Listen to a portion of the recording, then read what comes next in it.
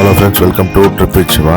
இந்த வீடியோவில் நம்ம என்ன பார்க்க போகிறோம்னா, எர்ணாகுளத்துலேருந்து ஒரு 17 கிலோமீட்டர் தொலைவில் உள்ள சோட்டானிக்கரை பகவதி அம்மன் கோயில் பற்றி தான் பார்க்க போகிறோம். கேரளாவில் அமைந்துள்ள இந்த சோட்டானிக்கரை பகவதி அம்மன் கோயிலை சபரிமலை போலவே பிரசித்தி பெற்ற கோயிலாக பார்க்குறாங்க. இந்த கோயிலில் பகவதி வழிபாடுன்றது ரொம்ப சிறப்பாக இருக்கும். மேலும் இங்கு இருக்கும் அன்னை பகவதியை இறைவன் திருமாலுடன் சேர்த்து அம்மே நாராயணா என்று வழிபடுகின்றனர். அம்மே நாராயணா அப்படின்னா என்னன்னு சொல்லிட்டு கேட்டீங்கன்னா, அதாவது நாராயணனும் நானே நாராயணனும் நானே என பொருள் இதுக்கு. இங்க இருக்கக்கூடிய பகவதி அம்மன் ஒவ்வொரு நாளும் பாத்தீங்கன்னா 3 உருவங்களில் காட்சியளிக்கிறாங்க. காலையில அறிவாற்றலை வளர்க்கக்கூடிய சரஸ்வதி ரூபத்துல வெண்ணிறை ஆடையிலும், மாலையில பாத்தீங்கன்னா சகல சௌபாகியங்கள் தரும் அன்னை மகாலட்சுமி ஆகவும் ஆழ் சிவப்பு வண்ண உடையிலும், இரவில் பார்த்தீங்கன்னா வீரத்தை வளர்க்கும் அன்னை துர்கையாக கருநில வண்ண உடையிலும் காட்சியளிக்கிறாங்க.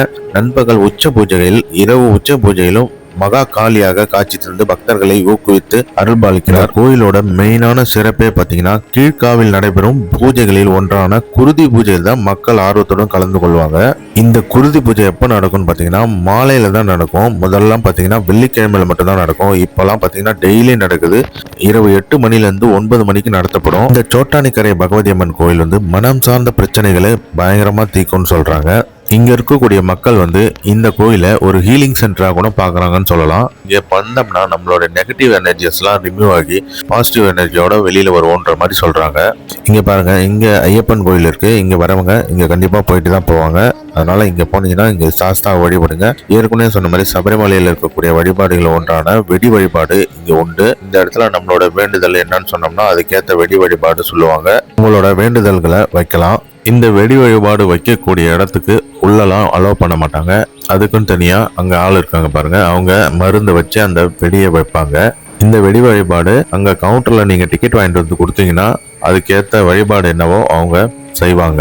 இந்த சோட்டானிக்கரை பகவதி அம்மன் கோயிலை எப்படி ரீச் பண்ணலான்றத பத்தி இப்ப பார்ப்போம். கார்ல வரவங்க கண்டிப்பா மேப் போட்டு கண்டிப்பா வந்துருவீங்க.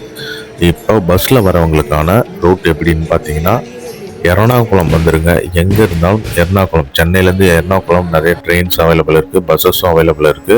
எர்ணாகுளம் KSRTC பஸ் ஸ்டாண்ட் அங்க சோட்டானிக்கரை போகக்கூடிய பஸ் எதுன்னு கேட்டீங்கனாலே சொல்லுவாங்க. எர்ணாகுளம் பஸ் ஸ்டாண்ட்ல இருந்து பாத்தீங்கன்னா 17 கிலோமீட்டர் டிஸ்டன்ஸ்ல தான் இருக்கு இந்த சோட்டானிக்கரை பகவதி அம்மன் கோயில். லைஃப்ல ஒன்ஸ் பார்க்கக்கூடிய கோயில்கள்ல இந்த சோட்டானிக்கரை பகவதி அம்மன் கோயிலும் ஒண்ணு. கண்டிப்பா நீங்க லைஃப்ல ஒரு வாட்டியாவது இந்த கோயில் வந்துருங்க. இப்போ கீழ்காவு பகவதி அம்மன் கோயிலுக்கு போகலாம். கீழே இருக்கும் இந்த பகவதி அம்மன் கோயில். படியில் இறங்கி வந்தீங்கன்னா உங்களுக்கு இருக்கும். இங்கே தான் உங்களுக்கு அந்த குருதி பூஜையெல்லாம் நடைபெறும். குருதி பூஜை நடைபெற இடத்துல ஃபோன்ஸ்லாம் அலோடு இல்லை. இங்கே நடக்கக்கூடிய குருதி பூஜைன்றது ஒரு பவர்ஃபுல்லான ரிச்சுவல்னே சொல்லலாம். இந்த ரிச்சுவல் பகவதி அம்மனுக்கு அர்ப்பணிக்கப்பட்டது. இந்த குருதி பூஜை சடங்குல பாத்தீங்கன்னா நமக்குள்ள இருக்கக்கூடிய எதிர்மறை சக்தியும் தீய சக்தியும் விரட்டுவதாக நம்பப்படுகிறது. சூரிய அஸ்தமனத்துக்கு பிறகு பாத்தீங்கன்னா தேவி உக்கிரமான நிலையில இருப்பாங்கன்னு ஏற்கனவே நம்ம சொல்லியிருந்தோம்.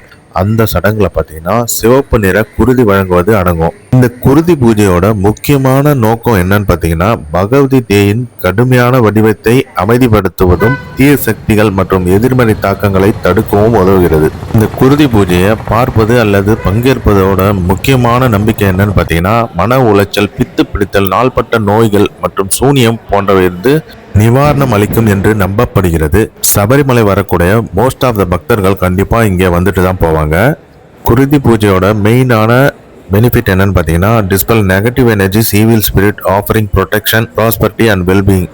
அதனால கண்டிப்பா நீங்க போனீங்கன்னா விசிட் பண்ணி பாருங்க. சோட்டானிக்கரை பகவதி அம்மன் கோயில் வாழ்க்கையில ஒரு முறையாவது பார்க்க வேண்டிய கோயில். நமக்குள்ள இருக்கிற எதிர்மறை சக்திகளை அடிச்சு நொறுக்கக்கூடிய கோயில் இது. கண்டிப்பா நீங்க போனீங்கன்னா விசிட் பண்ணி பாருங்க. அங்க இருக்கக்கூடிய குருதி பூஜையில கண்டிப்பா கலந்துக்கிறது பாருங்க.